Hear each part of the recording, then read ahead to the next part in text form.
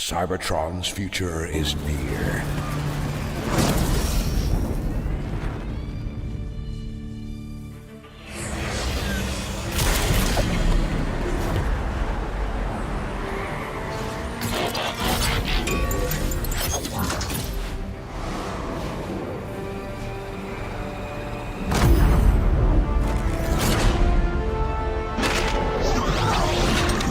Autobots, roll out!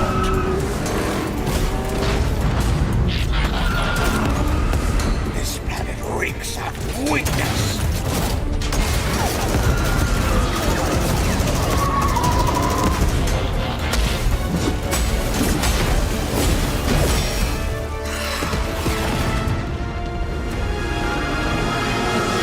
Your courage reignites my spark. We'll crowd a new load of Cybertron.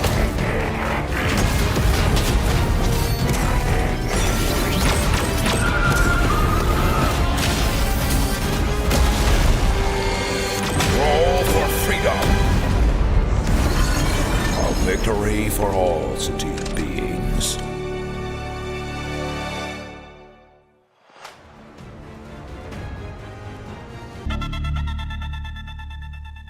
Ladies and gentlemen, welcome to the PUBG Mobile in Africa Day 5.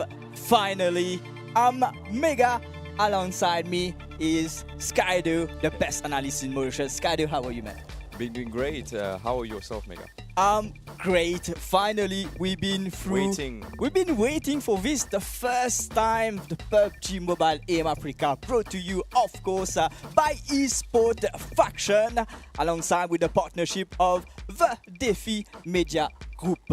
So, 𝗦𝗘𝗚, we've been through last week a group stage of 120 team, African team, being split into at least 8 groups. Until now, they reach the semi-finals, where we're gonna see like 4 different groups for these semi-finals. 3 will be played this week, so today, tomorrow, and Friday. And the last group, which is gonna be the Group D, will play next week. Yes, and we saw that for Group A that Tampa, he got 4 chicken dinner, back-to-back chicken dinner, and their performance was branding up last week. And we have execute on Group B that they also have been playing decent. For PMAC also, there's still going on the same as AIM Africa. So their performance is going to be a pretty amazing. Yes, amazing group for sure. You guys sadly didn't see the group stage, but we did. We followed up all these teams because there was too many teams to ready to check all of them. But we're gonna see all these good teams. All of these groups, there was, for a reminder, there was 8 groups, and now there's only 4 groups. So the top 8 of each group. So the group, for example, the top 8 of Group A will be facing the top 8 of Group B tonight. This is the semi-finals, and these teams, we're gonna say, like, we need to say what they are fighting for, 𝗦𝗘𝗚. So they are fighting for a overall prize pool of course, $500. The first place is going with $250 and 8,000 UC. The second place is going with $150 and 6,000 UC. And the third place is going with $50 and 2,000 UC. And of course, the MVP. We go with $50. But the aim for this tournament, the AIM Africa for this tournament is, of course, 𝗦𝗘𝗚, the top one, because it's the top final slot for the PMAC. Exactly, the PMAC, the PUBG Mobile Africa Cup, which is ongoing right now. We have, if I'm not mistaken, the last weekend for the group stage, which is coming this week. So it's something big. Like, It's Africa. It's Africa, something big for Africa, because we had other opportunities from the past years, but this now we got more opportunities coming from eSportsfaction, and we also have Tencent that is already started. First match of the game, 𝗏𝗏𝗏𝗏 has already started. Let's go. Let's see some action. Let's see some snake in the glass is gonna be waiting for the other teams. For a reminder, we're gonna play 4 games tonight. The first one will be 𝗏𝗏𝗏𝗏, the second one will be 𝗚𝗥𝗔𝗡𝗏, and the second one will be 𝗚𝗥𝗔𝗡𝗏 as well, and a last game of Miramar. But the first game, 𝗦𝗘𝗚𝗏𝗏𝗏𝗏, the first game, the 𝗏𝗏𝗏𝗏 game, and I've heard that 𝗏𝗏𝗏𝗏𝗏 is gonna go out of the map pool. I heard too, it's gonna be Rondo, and Rondo, I never had an experience to be able to play on this match, but I heard it's pretty big. Like we are seizing the opportunity to spread the message that teams who have not been playing Rondo so much, they need to start training in it, because it's gonna be competitive. Maybe it's gonna change the map pool. There's not gonna be 𝗏𝗏𝗏𝗏𝗏 and there's gonna be Rondo, so you need to check it out. So people who are watching us live, don't forget to follow us on our socials.esportsfaction.com. But the team 𝗦𝗏𝗏𝗏𝗏 has already landed. We've seen a few teams on the side screen. We can see Temper, RAC, 𝗦𝗏𝗏𝗏𝗏 team, and we can already hear some gun fights already starting hot. Yes, Temper is they have a nice split coming out from Captain and 𝗬𝗏𝗏𝗏𝗏. The nice duo that I know contenders and 𝗬𝗏𝗏𝗏𝗏 from long time ago when we were pushing rank into the African server. Oh yeah, that's great. You do have some African experience. You've been playing with them, versus them. Playing rival with them into the competition. It's a first fight that's gonna start for the match. 𝗏𝗏𝗏𝗏𝗏. It's I think it's the team for 𝗏𝗏𝗏𝗏𝗏𝗏. Sorry if I pronounce your name wrong, but this name it's a bit difficult to pronounce and it's a bit funny. But Tempo is gonna take one serious fight with them and still looting. But the third team is looting close to Tempo, but are they gonna fight in this early game or just loot and make the rotation back? But I saw they got a call to be able to rent out of this situation. Yeah, let's see. Like, we are very, very used to this time of games. This time of first game where we always see like it's kind of confusing between all the teams. The first match, no one knows where the other team is dropping. Yes. Some of them are contesting their usual drop location, but some of them did their homework to check, okay, this team will drop there, so let's contest them. Because only 4 games, not only chicken dinner will be required, but also elimination points. Yes, indeed. As DK also landed on bootcamp, as we knew 𝗦𝗃𝗃𝗃 eSports from Mauritius, they used to take very close to bootcamp. But when the map was open, I saw 𝗦𝗃𝗃𝗃𝗃. He did not went to boot. He did another split next to bootcamp, so it's not the same landing drop location that they used to do when they were playing in Motion Team. So there is some different changes that they did their homework to be able to analyze the team, analyze their drops, and not to get into serious fight into the first zone. Yep. As 𝗏𝗏𝗏𝗏𝗏, it's a very small map. When other teams gonna hear other bullets, they're gonna come close to be able to get a third party, maybe to get some kill, maybe even stall a kill. Oh, yep. So I think we didn't have a chance to go through all the teams playing tonight. So let me go quickly through all of them. We have Tempest RSA from South Africa, The Real Deal Esports from Mauritius, Brutal Psycho Esports from Kenya. We have 𝗏𝗏𝗏𝗏𝗏𝗏𝗏 from Madagascar. We have Project X Esports from Mauritius, Team Infinity as well from Mauritius, and we already have a first blood from The Real Deal, Spectra, a Mauritian player, shredding some blood, shredding some heads already for the start. And we have also Expert to Control from Mauritius, 7 Deadly Sins from Mauritius as well, 𝗦𝗃𝗃𝗃𝗃𝗃 from Kenya. We were talking about this team before the stream, 𝗦𝗏𝗏𝗏𝗏. A very good team to keep an eye for sure. We have Reject X from Mauritius, 𝗦𝗃𝗃𝗃𝗃𝗃 Esports from Mauritius, Donkey DK from Somalia. I've Somalia. been checking them during the group stage. They Yes, are they are dangerous team. They are a dangerous team. They are always very aggressive team, and we were seeing that they already got 2 kills from the 𝗦𝗘𝗠𝗜. I think the name is Mount. Not well pronounced, but sorry. The team is already went back to the lobby from the real deal. Only one solo from the team that went back to close to Painan. So unfortunately, the first match was not a good match for them. And the real deal, their land drop location, I remember it's still runes. And for this match, they went in runes to be able to get their full zone, their loot. And maybe they will get a transport to get some rotation done. As if we see on runes that not many teams onto the surrounding of the map.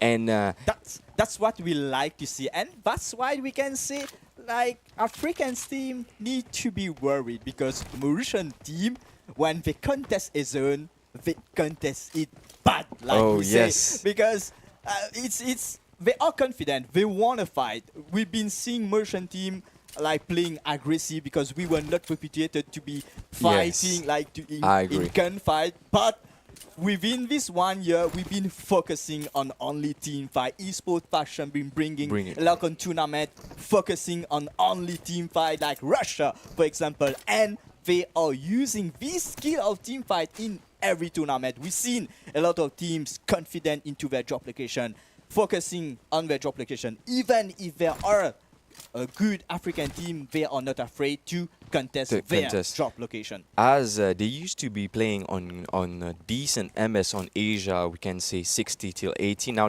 everybody is playing over 180 above 200. So it's a pretty messed up MS, but still no one is playing on the advantage. Every team is playing on the same MS. So I don't think it's going to be a pretty big disadvantage for the other team to be able to compete against each other. But now we can see a fight against Temper. 𝗬𝗏𝗏 might get the knock. And he got prone. He's trying to get another angle. Oh, Infinity Power from Senegal, not quite in the best place right now in 𝗏𝗏𝗏𝗏. We seem like they are quite split, but Temper RSC are taking the shot, are bringing 1 by 1 down. 1 kill confirmed so far by 𝗏𝗏𝗏, but they want more. They know they can spot a few teams from the Infinite Power team, but can Tempest RSC, we already see a few other players trying to flank on the right side to contest even more of this player. But Infinity, even as a trio, but we can see only 2 players right now, but they are holding their grounds. Even if 𝗬𝗏𝗏𝗏 and 𝗏𝗏𝗏 is quite outside from 𝗏𝗏𝗏𝗏, but is it safe for them to push Infinite Power, which is really safe, into this compound right It's now? going to be pretty difficult, as ZDS, 7 Deadly Sins got into a third party. Exactly. That's why the team are waiting for the opportunity to be able to get the third party done. As 7 Deadly Sins also heard the bullets. They came close and they got a knock. 7 Deadly Sins also got 1 knock. 𝗬𝗏𝗏𝗏 and Zinc trying to get a flank to be able to get a perfect angle to get the kill confirmed, or maybe more knocks on the team. 7 Deadly Sins already got the revive. They are looking for more fights. They are hungry about the kills, because as Mega mentioned early on, it's not about just the survival points, also about the kill to be able to get more points, as top 4 teams is going to get qualified for the final per the groups. Oh yeah, we seen like a few seconds earlier, 7 Deadly Sins, they were quite low, so they kind of need to slow down with this push. They are securing a compound, but yeah, remaining team around, that's the disadvantages when taking the fight into an open field. But Tempest, they want to fight back. They saw a few players from 7 Deadly Sins, King and Sneaky, who is down right now, and Tempest as a full team. They want more, and they are running into this open field. They are very confident. That's what we can say about this Tempest RSC, the #1 team into the Group A, dominating with more than 100 points during the group stage. I feel bad for 7 Deadly Sins, because they were trying to third party Tempest, and now they even got third party themselves from another squad. They couldn't even confirm points. And it's sad, yes, it's only one lost member on the 7 deadly scenes getting naded, as 𝗬𝗏 also is coming close by to be able to get some kills maybe from... Shigami need to grab something out of this. Maybe one player, maybe this third-party team which is surrounding him right now, which is the team 16, which is expert to control emotion team lurking around 7 deadly scenes. But can Shinigami maybe take one of these players at least to go back to the lobby with at least 1 point, because 7 deadly scenes sadly gonna be the first team, maybe in a few seconds, the first team to get sent back to lobby for the first game. We don't want to see this. We need to see at least a team going back to the lobby at least with 1 point. He's camping and he's not even putting health. I don't know if he has the first aid to be able to bandages, but they saw him, they got him. He wanna fight. He's taking the shot, but sadly, lobby. 7 deadly scenes. And the as first team to get sent back to we the saw lobby. 𝗬𝗏 is trying to get a flank onto that team and getting better angle when this team is gonna get back to the zone. Split. If we can see, if we can get a map, we can see like how 𝗬𝗏's RSA. They are split. They are so confident into this group. We saw this confident into the group stage. They are playing as a duo, and they are taking the fight. For a map of 𝗏𝗏, which is quite small, which is like prone to have a lot of third party, they are not scared. They are not scared. They're taking every fight, and they are being careful because they're not just focusing on one team. There's 𝗦𝗧𝗔𝗚𝗘 is taking a fight against 𝗦𝗏, and there's 2 knocks on 𝗦𝗧𝗔𝗚𝗘. Oh, what a knock by 𝗦𝗧𝗔𝗚𝗘. And 𝗦𝗧𝗔𝗚𝗘 sent back to the lobby. 𝗦𝗏 got sent back to the lobby, but he was able to finish 2 kills from 𝗦𝗏. 𝗦𝗧𝗔𝗚𝗘 is going to be playing with a duo, and we can see eSports coming close by. Will they be able to third party this fight on 𝗦𝗧𝗔𝗚𝗘? 𝗬𝗏 is still taking the fight. He's still trying to get some knocks, some kills for the surrounding of this split, because 𝗬𝗏 is not only focusing on one end. What is going I mentioned on he's into getting this third party on first third game? party. 𝗦𝗧𝗔𝗚𝗘 is trying to secure. This is 𝗦𝗏 Africa, guys. Let's DK. try to follow what's going on. Have the secure going back to lobby And right now versus eSports DK. also joined the party for this. And eSports DK is going mad on this scene. He's getting 1 knock. He's going for another knock. And it's 𝗦𝗧𝗔𝗚𝗘 so close. 𝗧𝗏𝗏𝗏𝗏 got 1 knock. He's getting sent back to the lobby. Is DK is gonna push the 𝗧𝗏𝗏𝗏. 𝗧𝗏𝗏 is 1 HP. Is he gonna get? They're not confident on the push. He can put his first aid, and 𝗦𝗏𝗏𝗏 is cooking a nade. The nade might connect. Also, DK is cooking a nade. Oh, what a knock from DK. 𝗏𝗏𝗏𝗏 is putting the work on this scene. There's another knock cooking, and 1 low's 𝗦𝗧𝗔𝗚𝗘, the low survivor for eSports. 2v1. There was 3 team fight. There was 4 team fighting on this spot right now, Omega. Yeah. And though it's actually insane. What a nade! What a finish gameplay! him. That's why you mentioned, Mega. 𝗏𝗏𝗏𝗏.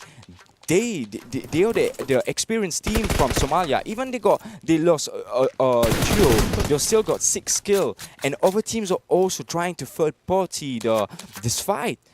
And I did not expect the first game of 𝗏𝗏𝗏𝗏. There's gonna be a lot of fight because a lot of teams did not know the surrounding. For sure, we were not used to this. We used to see the first game of 𝗏𝗏𝗏𝗏, especially the first game of every tournament that we do, quite like not Exactly. Not really that fast, but So we must thank those teams for the entertainment that they're putting the show for the first zone, because in the past casting that we did, there was not enough fight into the 𝗏𝗏𝗏𝗏, but today it's a different scene, and 𝗬𝗏𝗏 is getting close to reject, or is reject gonna know that a team is closing by to them, because I think they're gonna definitely fight. This zone is closing on Quarry, and we have Cave also, AUS. And as you can see, sorry to interrupt you, Mega. As you can see, 𝗬𝗏𝗏𝗏, 1 is looking forward, 2 players are still looking at other team. So they're just not focused on one team. They're focused on the surroundment, on how can we get into the zone. Gatekeeping exactly. and also securing the middle of the zone. That's why we call it nice energy from them. And reject spotted Zinc and spotted the other players from 𝗬𝗏𝗏𝗏. Rushgo put 1 knock. Will he be able to confirm his skill? But they don't know that 𝗬𝗏𝗏𝗏𝗏 is next to them, and he's just waiting for the nice opportunity to be able to get into the scene from Reject. But Reject, for his position, he does have a decent point of view of the other surrounding team, because they need to cross the bridge, or by the bridge, or they swim in the water to be able to cross. So it's going to be a difficult, a challenging situation for all the team that is across Reject. Yeah, Reject is, we can say, on the safest side, because they need to go to the northern part, because the zone is closing on the northern side. But Temper is they were quite in a difficult situation during this split. We saw Reject focusing a few of their players, like Temper they know, but the risks they are taking by splitting can tend to be very dangerous right now. We can see on the scoreboard that Temper already 4 elimination points so far and still has a full team. Still has a full team.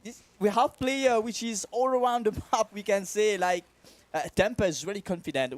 I really want to see what's their strategy for the last game. Will they stay together, or will they keep on splitting? Because I was thinking, like, maybe I was hoping with this split, like, more elimination points, but it's more like being a third party and being kill steal. Yes, we saw a lot of teams like stealing their points, their knocks.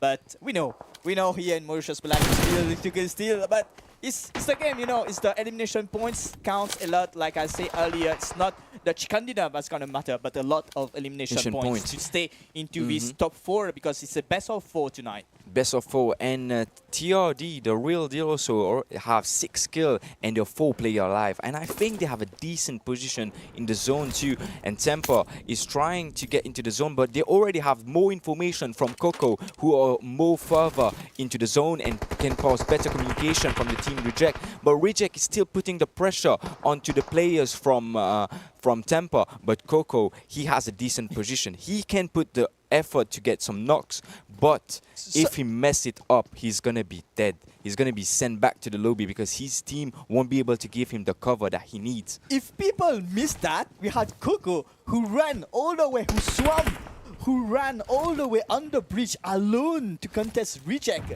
The same teams which were like not letting them to cross. And there's only Coco who is next to them. I want to see what Coco gonna do. And Coco is just passing by, like, say hello, hi, like, neighbors. Let me just get to the zone. Let me just get to my team, because I'm a bit far apart from my team. I was just checking. I was just checking in the house. It's just a neighborhood-friendly hi, so I'm going.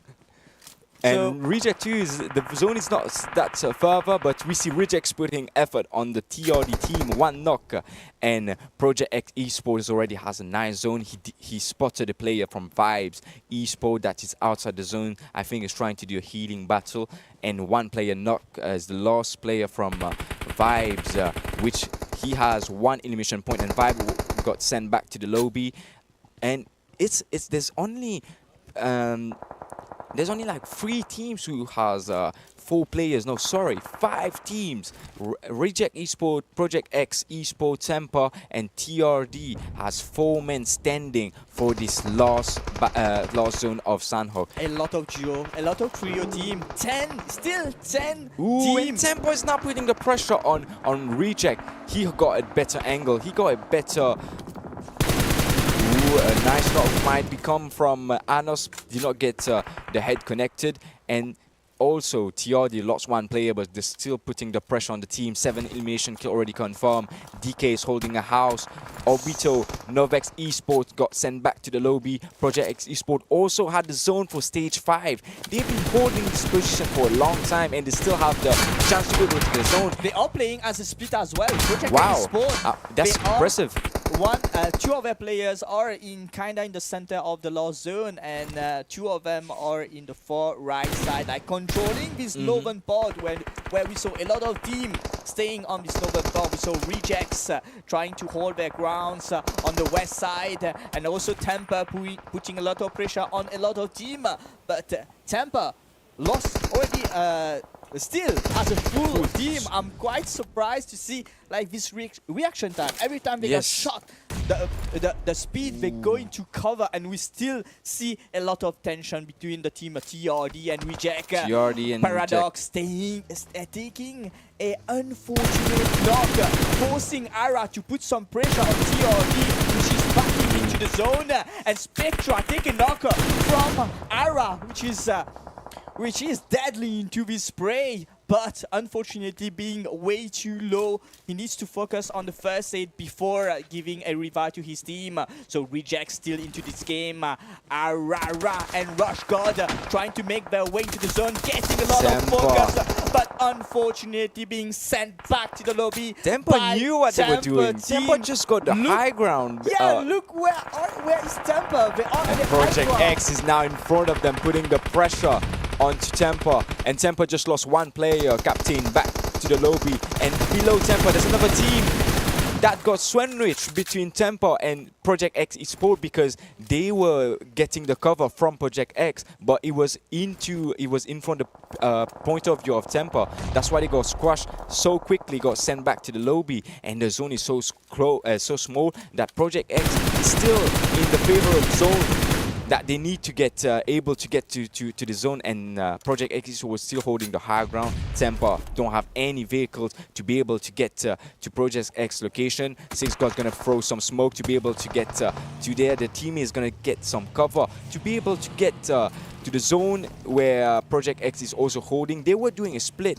Is this split is gonna be favorable for them, or they need to come together? I think Project X Sports needs to come together for this fight, but they are doing the pressure. They are forcing back Tempa. Tempa losing two players, Zygot and Coco taking a knock, and Tempa only one player is Zeke fighting to knock on the Project X Sport. That's what you said earlier, Skido. Project X Sport need their team, because now that the two players from Project X Sport coming for the backup of one of their players, throwing a deadly nades that can connect, but did not really connect. But this second one can be fatal. Can it connect? Of course, Zeke. He want to go for it. A 1v1 situation, playing hide and seek with the rock. Ooh, what a shot, and he's not done yet. Goes for the clutch. And he clutched for his team. Tempa Zeke on fire. 1v1 situation. And the solo and the last player from DK is still healing outside the zone. I don't know if Zeke has the information that the last player is not in the zone, but he's gonna get reach to the zone. It's his 15th first aid for Leo. Donkey, wow, you already planned it out about getting the first aid to be able to get to the zone, but he's gonna get to the zone. And Zinc, I don't know, he has the information on it, but he has vehicle close to him that he might be able to use. But if he use it, Donkey also is gonna know his position. Zinc doesn't know Leo's position until now. He's gonna go proning DK, and Zinc, is he gonna stay on the high ground trying to get into? I think he knows. Like he heard something, or because he's smelling. Yes, he's smelling Leo. Just took the shotgun S12K, and it's gonna go. What another shot! But it's Leo. It was only one bullet. It was only he was so low. He was so low onto the HP, and it was only like two bullets from M4. If he would be able to swap the gun to be able to get to the M4. What a chicken dinner from DK. Yeah. But Tempa, he had a lot of kills. Zeke, I hope we have this on this highlight. This clutch on Project X Sports was quite like we can see it was a different kind of plays from we usually see from motion player. Like definitely, if it was like a motion team, like he will go for the far right instead of going for the left. But he really confused Project X Sport with. He played with that low ground very well to be able to clutch like this. Maybe Project X Sport took way too much time to go back together. There was only 4 teams remaining for this end zone. He wanted, like, maybe Project X Sport wanted to keep an eye on the team who was on the right side, but the Tempa team was a team to give all the attention. Exactly. Tempa he was a difficult team to handle, because we saw them, they got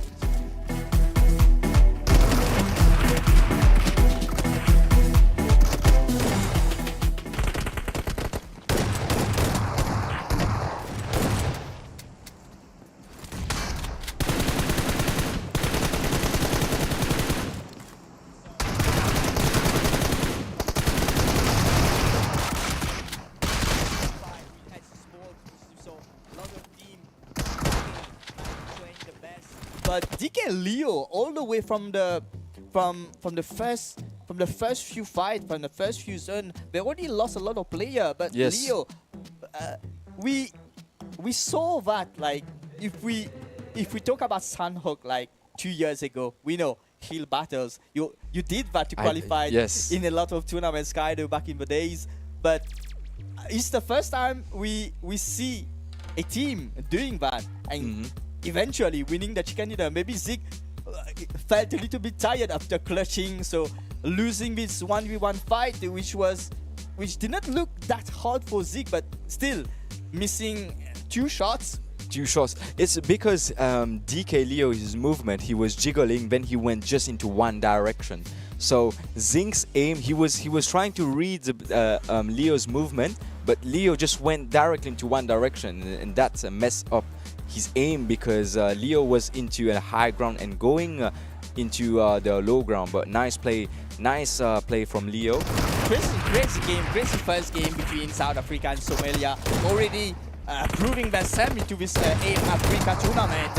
Even Execute went back to the lobby early, but they still have 5 kills. I'm pretty sure they're gonna come back to the other map, because maybe the team did not intercept this kind of aggressive play for a 𝗦𝗏𝗡𝗏 game, starting that crazy even at the second stage. We usually see fight at the first stage when every teams are trying to get into the zone, but it was more like contesting teams which were settling in their comfort zone, like holding a compound, looking for rotation. We usually see that in our tournament, like team looking for rotation, but this time was not rotation which we were looking for, but more like teams running into them. yes, as Temper also, they were the teams that since the match 𝗦𝗏𝗡𝗏 started, they've been fighting till the start of the match, till the end. And they had, even now when we're seeing on the highlight, they had 12 kills. So Temper, he was on a killing spree, and the adrenaline on this team and the synergy is on point. They always they have the synergy from a long time. This was crazy. As you can see, like Leo just went to the one direction. He was trying to go to the end zone. He was keeping on shooting straight, like thinking he's gonna like walk back into his right side, but it didn't happen. So very well played to 𝗦𝗘𝗠𝗏𝗏, especially to the player Leo, like securing with how many? I think we see 15 7 first for 𝗦𝗘𝗠𝗏𝗏. Yeah. 𝗦𝗘𝗏𝗏, I think he got 7 or 8 kills, but he got 18 points for total for this match. But he still have his competitor. The last kill he got from Temper. Temper is also putting the pressure onto this map, because we saw from Group A on when Temper was playing, it was him. He got 4 chicken dinner and 64 kills in 4 match. It was decent. And execute he got if we can see 𝗦𝗘𝗠𝗏𝗏 with 2 kills, like going outside from the zone. Is like, I don't think he was confident enough to know, like he was confirming chicken dinner, like coming to the zone. I think he was quite satisfied to see, oh, there was a big clash, there's only 1 player left, let's try this 1v1, and it worked for them. Even if we saw 𝗧𝗔 from Temper getting a lot of time to reset, to heal back, maybe boosting. So 𝗧𝗔 had a lot of time to prepare himself for this 1v1, but unfortunately lost again against 𝗦𝗘𝗠𝗏𝗏. because Leo also, when he lost his 2 players, he already planned it out, because there was a lot of crate when they fighted to that compound. As I saw, like 4 teams was fighting on that compound. Third party keep coming up, and he got a lot of crates to loot, and he straight went for the first hit, because that's gonna help me. That's gonna help our team to get the point needed for the survival. So it was a nice decision taken. 7 elimination points for Temper 𝗏𝗏𝗏𝗏. I believe it's the player with the most elimination points, the most probably the MVP of this first game. And I remind 𝗏𝗏𝗏, he came for vacation in Mauritius back in the day. Yes, he's a very old player from 2020, I know 6 God 𝗏𝗏. So it's nice still seeing them playing and in good form, I must say, as 𝗏𝗏. 7 kills, 8 knockouts, and 1027 damage. Wow, that's good. Great stats for sure for this player. But Zeke, like we can see, we already like from the start, Tampa being really a team to really Keep an eye on. They've been aggressive, like the winner chicken dinner team player from DK on the screen. So not a lot of points, but still these points are quite a lot. Although the head-to-head, these stats are going way very quickly, too fast to but really keep an eye. It's going pretty quickly, but we came back to the chicken dinner of It's like the first DK. game, you know, so Yes. the first game was very fast. So, was very fast so as is the stats. as the problem putting the pressure on the work there. So we saw DK get 7 kills in total for this first match. It was pretty good. It was a pretty decent performance, even for Sanhok, because when they went, they were trying even to get the fight, because they landed in boot camp. They went into the mountain on boot camp. They did not find other teams, and when they had opportunity to fight a team, they went crash on to be able to get a knocks. And 𝗏𝗏, as we mentioned, he got 8 knockouts, 5 elimination kills. Okay, it's not the same stats that we saw early on, but I think might be some errors. But yes, he's still the MVP of this match of Sanhok. What a play from 𝗏𝗏, and his teammates also put in the work, because they came. Maybe we are just waiting for the leaderboard for Sanhok, and head-to-head is his own teammate 𝗦𝗧𝗏𝗏, which we have also saw him put on the work and actually put the action from the last zone to be able to get the chicken dinner for his team. He would be able, because DK Leo, he was quarter 1 HP in the words that we say, 1 HP, push him. He was 1 HP. We saw on the screen, but 𝗦𝗧𝗏 unfortunately could not get the last hit of the shotgun for it to be able to get the chicken dinner. And wow, and 2 airdrop looted. We did not saw any guns from airdrop into the match of Sanhok. Have you, Mega? No guns so far. Pretty impressive, about 66 throwables into the match that include nades, smoke, and Molotov. Damage was on point. That many teams stopped fighting early onto this map. The longest kill is, wow, is yes, crazy though.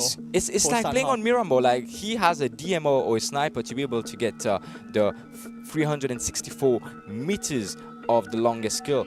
So we did not have the opportunity to see it on the screen, but I think it might mention on other stats that which player got the kill. It's the 4 players. Top 4 player. We can see Spectra and like from the start, they've been putting a lot of pressure on a lot of team. Like the first blood on this first map was being done by Spectra, which is known in Mauritius for being really one of the killing machine team, being in this team of the real team for quite a long time. So respecting the name, pulling the name into this AIM Africa tournament. So it's nice to see all these team like fighting, aiming for the goal of this Group A. Yes, Temper 2,582 damage. This they've been fighting since the match started on Sanhok, so they had some pretty good damage. They could have even more points if they were not like being third party. Their kills getting third party in front of them. They are like they were just staring at other team, third party, their food in front of them. So if they didn't get third party, most probably Tampa should at least have around maybe 18 to 17. Yes, I agree. Elimination points. Because you know, Tampa, when 𝗏𝗏 actually crossed the bridge, he was alone. He was alone and trying to get the communication to his team and actually can you cross? Can you guys came to me? But they, when they knew that the reject was holding the compound, they had a great timing of decision making and just say, no, we can't go there. We must think onto another way. We must pause there. But on talking, what was crazy to see, like you were mentioning, Coco, like splitting all the way with his team, crossing the bridge. Synergies. Wow. Spider-Man on the bridge, swimming his way, walking past, like really close to reject, joining his team, and until being the two remaining player from Tampa to be on the side. But we saw the match ranking at the screen. We already see Tampa leading for this first game with 19 points, with a total of 13 elimination points, pulling them at the first place. Even if 𝗦𝗘𝗘𝗏 were the one which got the chicken dinner with 7 elimination points.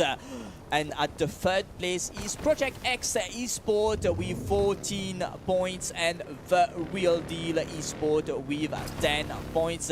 Aesthetics as well standing strong at the 5th place with 9 elimination points. A reminder that this team are playing for a best of 4, so 4 map playing tonight, and of course the top 8 of each group, the top 4 of each group gonna qualify for the final. Yes, and everyone is, I must be, because it's the final slot for the PMCA, so everyone will be trying to get the first position, and still you have $250 to be able to get on the first place, and some UC as well to get your prize.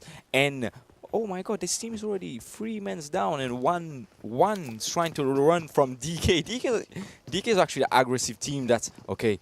You're the last guy we need to kill, getting set back to the lobby, and we can actually concentrate to get better loot. Jail just with shotgun, no vest, and DK 4 kills, easy kill. Infinite Power got sent back to the lobby, and I still think that Infinite Power did not have enough point from the last match of Sandhawk to be able, because they are getting not enough information that DK's, he lands on Milta, so they are just getting a bit of sorry, the Senegal team, Infinite Power, they have not been able to do their homework, and I don't think I saw that team on PMAC to be able to get some more information. But the thing is, you have different lives on PMAC and even AIM Africa. You have different live stream that you can make your strategies to be able to get some more information about the other squad. And even I'm going to mention Pubg Mobile Nigeria. He will also make him some other decent African tournament that you can have some better understanding on your Africans teams, on your African friends, I must say. I hope you guys are taking notes with these crazy tips from our analyst 𝗦𝗘𝗘𝗏, giving you guys some tips how to really spot the drop location of certain team. We saw DK already with 4 elimination points, maybe spotting the IP team from the sky and seizing the occasion to knock a few of them. And plus DK being a team who just won a chicken dinner, it grows, it gives the team confidence to go into fights. They already know, okay, we already have a chicken, that's what we wanted. Now let's go aggressive. It's the Erangel map anyway, so it's one of the classic map. Everyone knows this map, everyone loves this map. They know that's a lot of strategy can be built, but it's very rare to see teams into apartment in our tournament. But it's been a long time. I've never seen a fight and here. INF2 is not actually trying to push, because 7 Deadly Sin is just staying into the apartment to be able to wait for INF to push. But just holding for this, I think INF is just thinking is not necessary to take the fight, because they are just gonna get a better angle on us when we're trying to push. But 7 Deadly Sin saw them moving up. Swapping seats. Swapping seats, yes. One player in particular, like I saw into this team is 𝗦𝗧𝗛𝗏𝗏, yes. who is doing his comeback. One of the pro players in Mauritius, like doing a comeback, and it's also his birthday today. The happy birthday! Yes, happy birthday to 𝗦𝗧𝗛𝗏𝗏. So